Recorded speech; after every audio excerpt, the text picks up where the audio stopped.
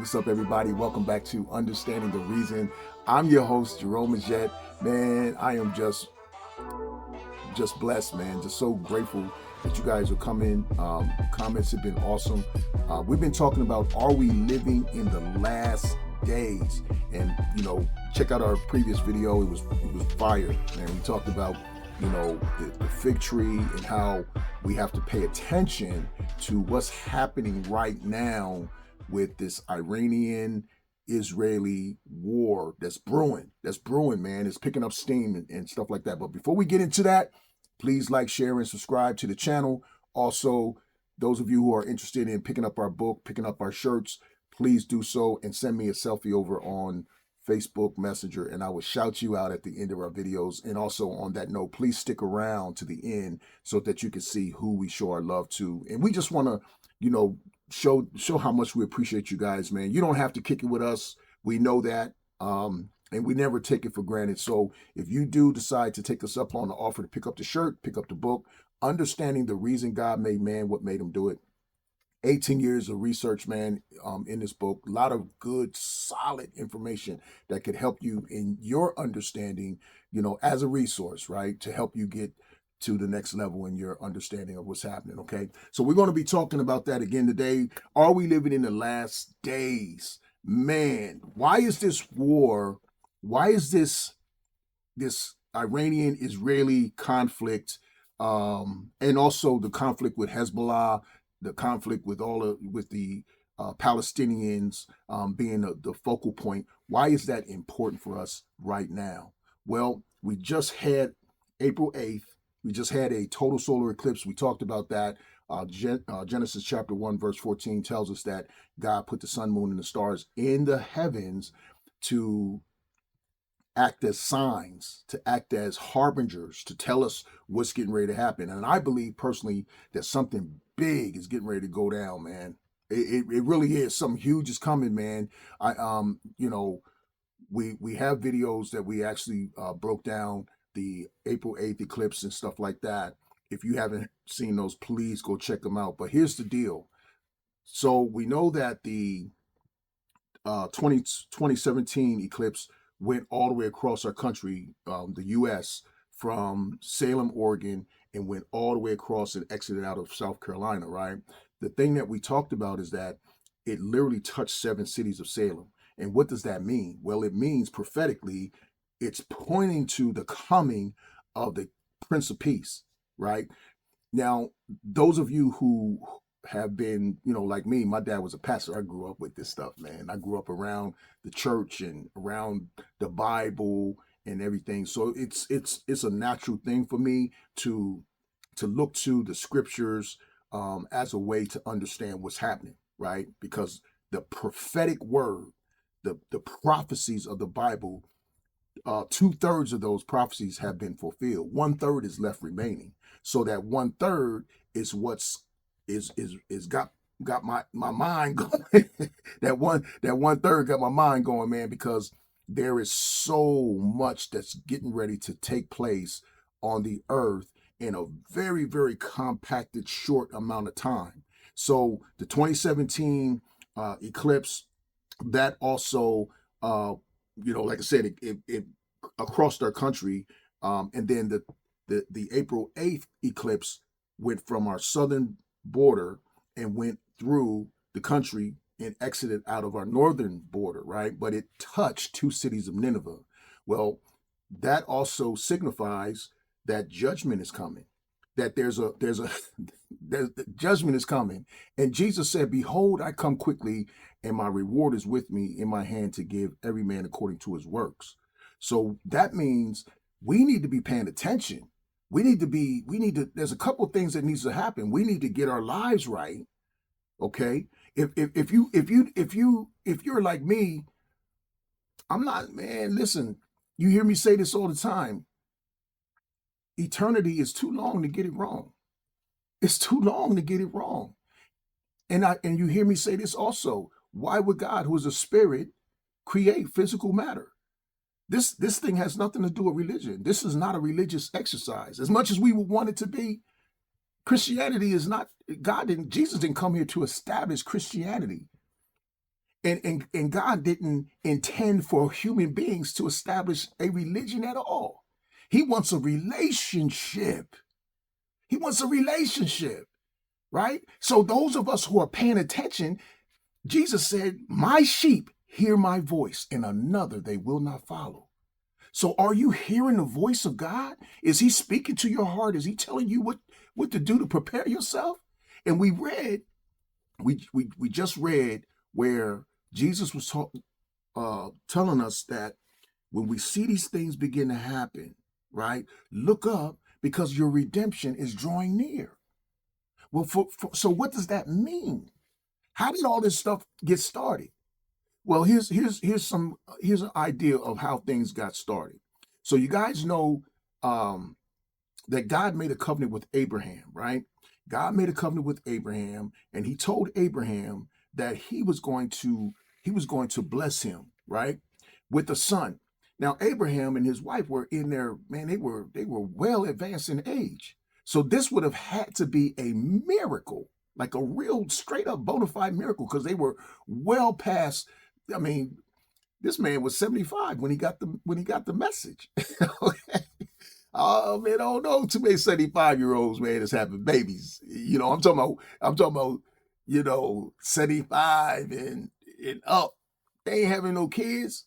So he makes the promise to him that him and his wife, him and Sarah, were going to have their own child in an advanced stage of age, right? Which they did. So they had Isaac. But because the delay there was a 25-year delay in this thing, Sarah said, well, listen, maybe he means that you're going to have the child through my servant, Hagar. And so, of course, Ishmael was born, right? But God said Ishmael wasn't the one. Isaac is the one. So we know the story where God told Abraham to sacrifice Isaac, take him and sacrifice your son. Well, out of obedience to God and realizing that, hey, this is God. That's why you hear me say this all the time. God is a spirit, and he's power. You know how much power you gotta have to create the sun? How much power you have to create the universe? So that means that you can do anything. There's nothing, God is not prohibited from doing anything he wants to do. Okay? So Abraham was being obedient, and he followed through. He said, man, listen, I know that if I do this thing, God has the power to raise my son back up, right? And now look at Genesis chapter 22, verse 16. This is what God said. I swear by myself, declares the Lord, that because you have done this and have not withheld your son, your only son, I will surely bless you and make your descendants as numerous as the stars in the sky and as the sand on the seashore. Your descendants will take possession of the cities of their enemies, right? So that's the one thing. And through your offspring, all nations on the earth will be blessed because you have obeyed me. Now listen to this. This is real important, man. Real important. Now, God told Abraham, and actually he literally entered a covenant with him. And in that covenant, he said, those who bless you, I will bless. Those who curse you, I will curse. Now listen, over in the book of Zechariah, chapter 2, verse 8, listen to this. For this is what the Lord Almighty says. After the glorious one has sent me against the nations that have plundered you, for whoever touches you touches the apple of my eye. Now here's another translation, New Living Translation. After a period of glory, the Lord of heaven's armies sent me against the nations who plundered you. For he said, anyone who harms you harms my most precious possession. Now we already established the fact that God went into a covenant with the descendants of Abraham, right? the so man, I don't want us to look at the Israelis, and people do. I mean, they hate the Jews, right? They hate them. They've been, and that's prophetic. That's the other part. That's actually written in the word that this is going to happen. And we looked at what Jesus said concerning the the fig tree, and when the fig tree begins to come into leaf, you know that it's summer. That summer is near, and then he likened that to the kingdom of God is near when you start to see these different things happen. When Iran attacked Israel, they haven't done that in, man, a very long time. So we're living in a time when we start to, now here's what I'm gonna say. I'm gonna say this. I'm gonna say this. This is real important. When you see these nations start to come together, right? When you see Lebanon, Syria, Iran, Iraq, the Palestinian territories, Gaza, the Arab League nations, Jordan, Libya, Turkey, Somalia, and Yemen, when they all start to come together, and when they start to be led by Russia, and we're going to talk about the prophecy that literally talks about these countries entering into an agreement to go after Israel. When we see these things start to happen, guess what he said? Guess what God said? Look up. Look up, because your redemption is drawing near. He said, count it worthy. He says, man, get yourself together so that you can be counted worthy to stand before the Son of Man. In other words, get your life right, get your heart right, start getting your mind right, start looking at relationships, man, start leaning into that relationship with God, because it's so, so important, man. Eternity's too long to get it wrong. Well, this is the end of that, man. Listen, I appreciate you guys. Oh, let me give you this one last scripture. It just jumped in my mind. I just forgot about this, man.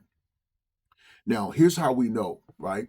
Now, here's how we know that this is that Israel is God's possession. This is how we know, beyond a shadow of a doubt.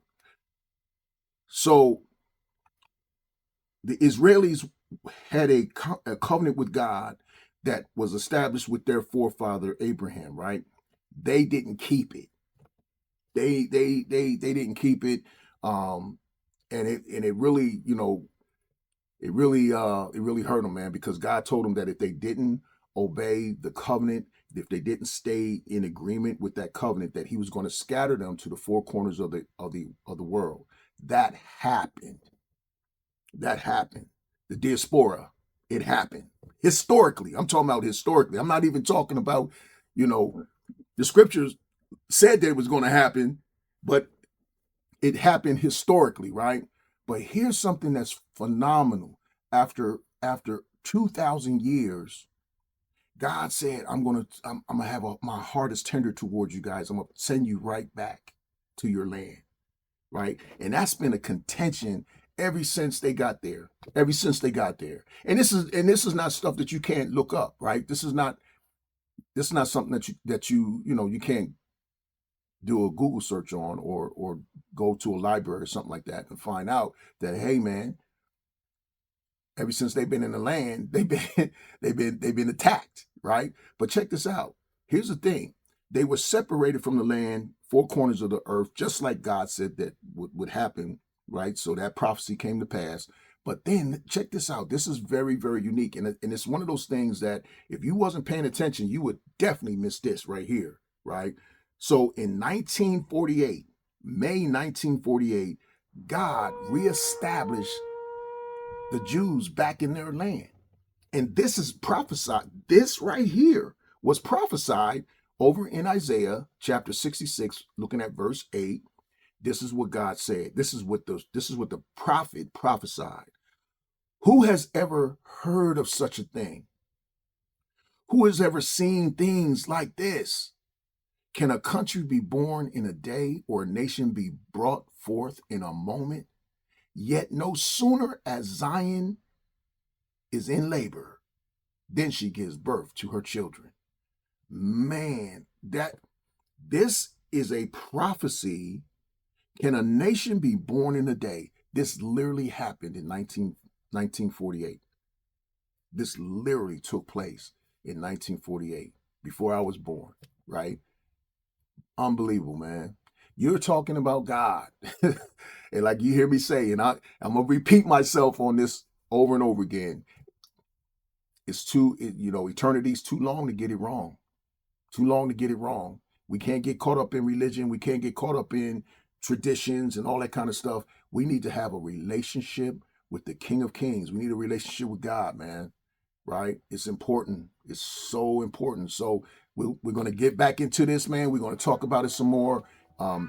Make sure that if you guys get a shirt, pick up the book, pick up my book, and please send me a selfie over on Messenger, and I will shout you out, I promise, at the end of our videos. Please stick around and help me show some love to the person we chose for this video. All right, God bless you guys, man. Keep studying the word, keep praying, and let's get right. Let's get right, church, and go home. God bless y'all. Peace.